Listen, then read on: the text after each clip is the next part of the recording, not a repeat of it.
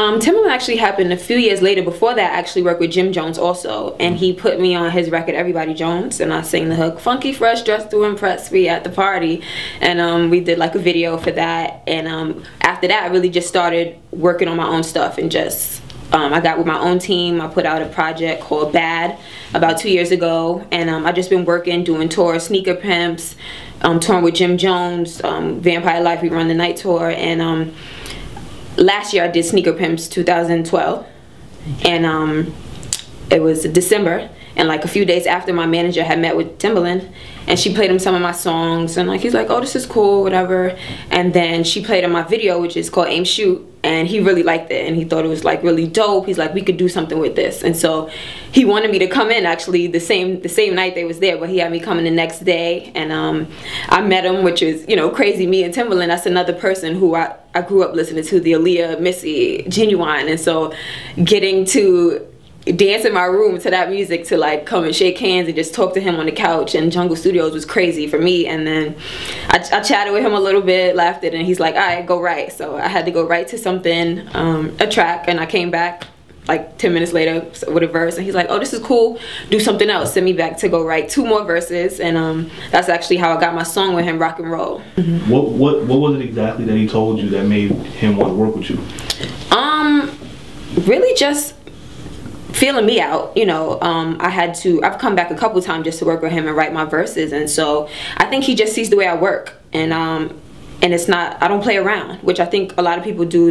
When they get an opportunity to do something, either they're scared or they're just kind of lazy, and no matter what time he would call us, like 12 o'clock p.m., I need you to come, we there, you know what I'm saying? Like, I'm not a play around type of artist. I really want to get my stuff done and just have my lyrics done. And so I go in, I think about my bars, I think about what I want to say, and I listen to him. So I've always wanted that producer-artist relationship, so to get that direction from someone and just for me to be able to follow direction, I think was cool for him. So he don't have to fight with me and be like, I told you do it like this or do it like that. Like, you know, we made it work. It's not just any producer either. No, this is super producer, you know, Timbaland. So he has the formula to know how to make a hit record. So, you know, and I have the lyrics to make it, so it worked out perfectly. The whole industry is kind of sleazy at that, so it's either you getting it or somebody's doing it to you, but not at all. I show up and do my work, and that's what people see. That's what people know me as. Like, oh, Nyemiah, she came here to do this. She didn't come here to play around, have sex with nobody, flirt with nobody. Like, she came here to do her work.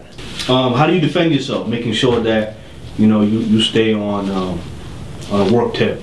I keep the conversation strictly work. Like, I try not to even exchange numbers, like, you know, give me an email. What you need my number for? Because I've had instances with producers, yo, I want to send you a beat, I want to do this, and next thing they're sending me like 2-paragraph texts like, I want to take you out on a date, and all types of, you know, stuff that's like, but where's the beats? You know what I'm saying? Like, I thought you was gonna send me a hook and beats, but you talking about date and dinner. So I really just cut that off, and you want to do something, email me the product. Don't say nothing else to me. Gotta keep it strictly business. That sounds like something that you have to learn the hard way. Yeah, because, you know, you want to have a good business relationship with people, but there's kind of sometimes no such thing. Like, you have to keep it straight to it, because people, you give a little inch, they're gonna take a mile. So I mean, you said yourself, you're surrounded by a lot of dudes. Yeah, so just that being around Joels and stuff like that just told me to look and like, all right, I see how they moving, I see what they're doing. So I've observed a lot and learned a lot of things. Have you witnessed other girls falling into that trap?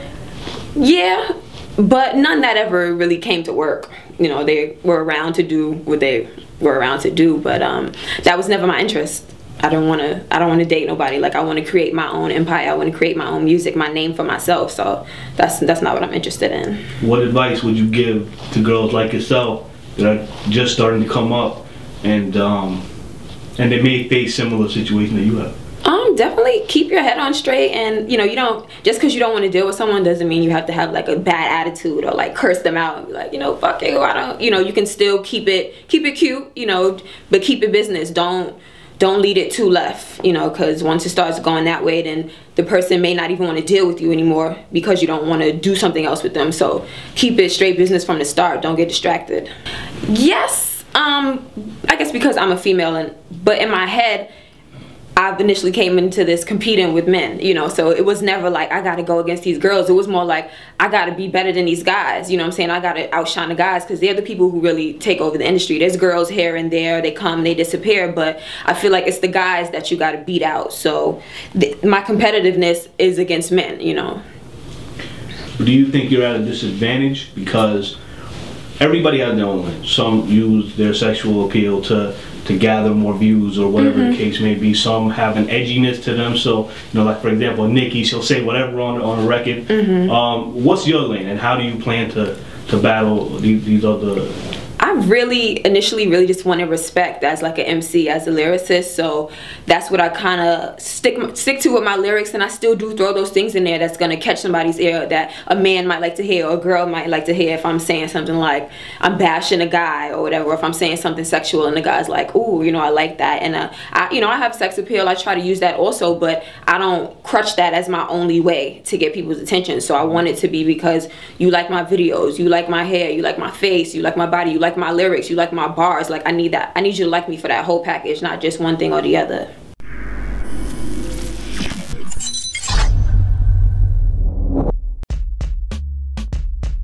It's a lot of fans. The guy sold what? About damn near 800,000 the first week. So it's a lot of fans that like Drake singing.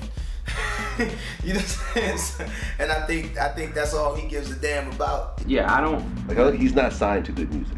Yeah, man. I mean, I look at 2 Chainz as my good music brother. I don't know. I mean, I don't know. I don't know the paperwork scenario of it, but I mean, we're all seasoned artists, man.